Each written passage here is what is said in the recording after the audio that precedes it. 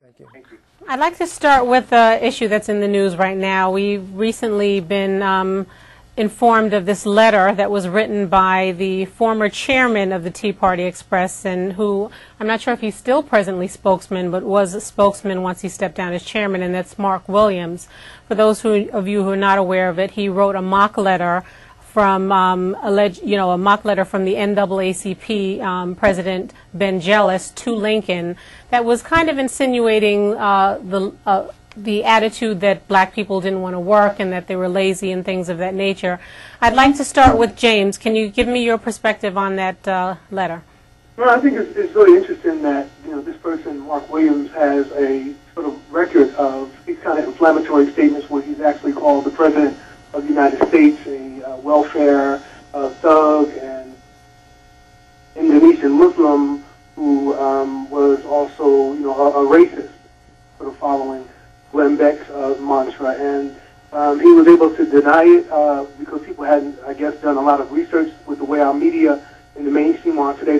They all got sort of exposed in the last 24 hours for not doing real research and real journalism, and so he was able to come on national television and act and pretend in a conversation with Ben Jealous and with Roland Martin that he had no racist animus in him, and that the Tea Party was not a racist movement. So we now know that he, I guess, couldn't contain his inner feelings, and so he actually, sort of wrote a hypothetical letter to the President of the United States, just full of racism and just full of stereotyping of black people as lazy, as unintelligent, as wanting to benefit from the system, as wanting to sort of, not be serious about being industrious, that we wanted to all buy TVs while hard-working white people were doing their best to save and be industrious. And so I just think what we saw in him is not atypical of what we saw in the presidential election from Hillary Clinton's first references to hard-working white Americans all the way to Sarah Palin being unleashed on us.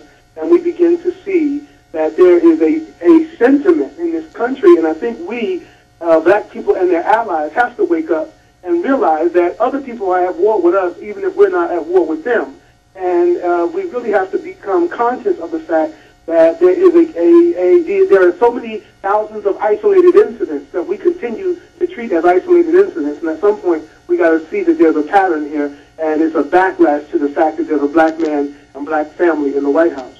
Exactly. It's interesting because we have this situation where every time a racist situation like this occurs, they say it's satire. I know it's happened recently at Howard University when they did a mock Klan rally of some kind and said it was their expression of satire. And we also had that here locally. I don't know, Ezra, if you remember during the campaign, we had a situation here in New York where a woman was actually mauled by a monkey. Right. And they did some sort of a cartoon, and in the cartoon they actually showed the police killing the monkey, and then said somebody else has to write the health care bill.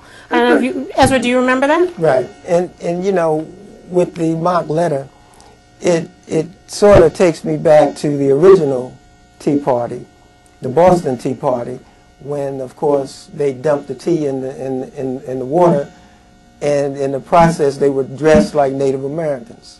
And so the whole attempt was to hide behind that facade to make it appear like it was something other than what it really was, them, being defiant.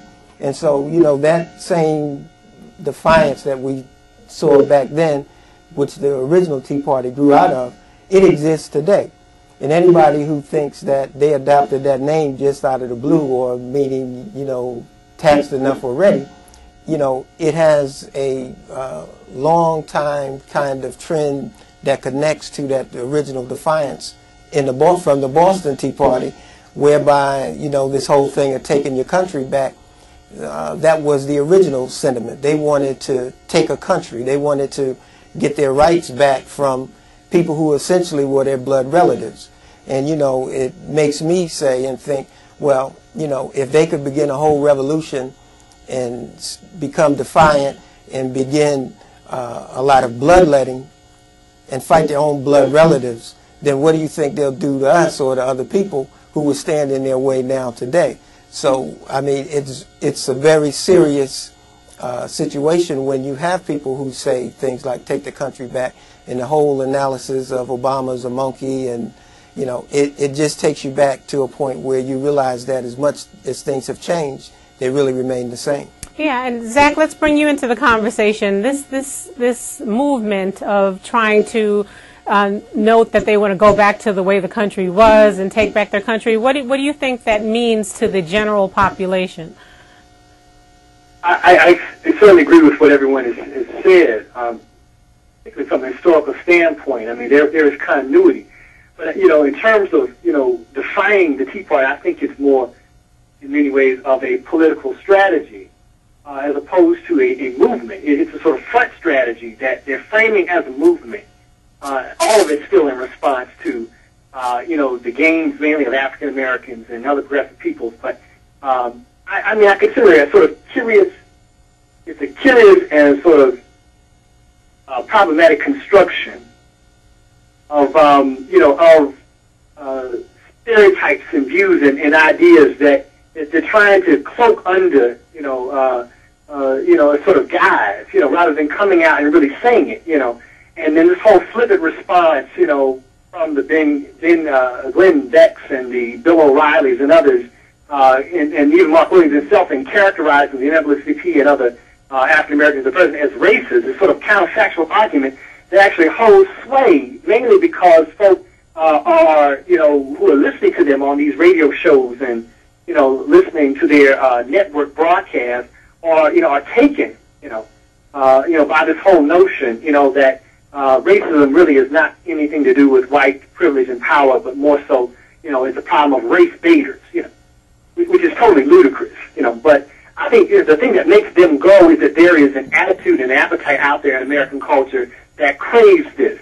It's an attitude of denial, white denial, of privilege and power, and I think this sort of machine that's very structured and very organized feeds it, and feeds it very well. And you know, I'll talk more about, you know, when we talk about Glenn Beck, but I think in many ways some of these figures, Rush Limbaugh and others, are really taking advantage of these other folk and taking advantage of their own fears and stereotypes and hype, not necessarily for their benefit, but, you know, to fill their own pockets. That's a whole other matter.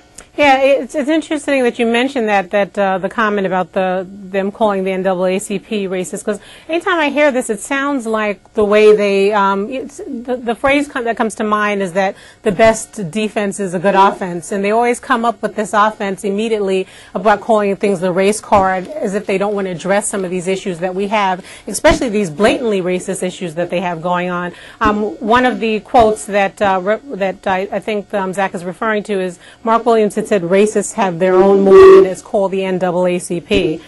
He'd also talked about them calling them race baiters who make their living off of you know, pulling the race card. But it's interesting that people of color, every time they try and mention legitimate issues, we have that same type of attack, as if it's, you know, trying to discount the situation.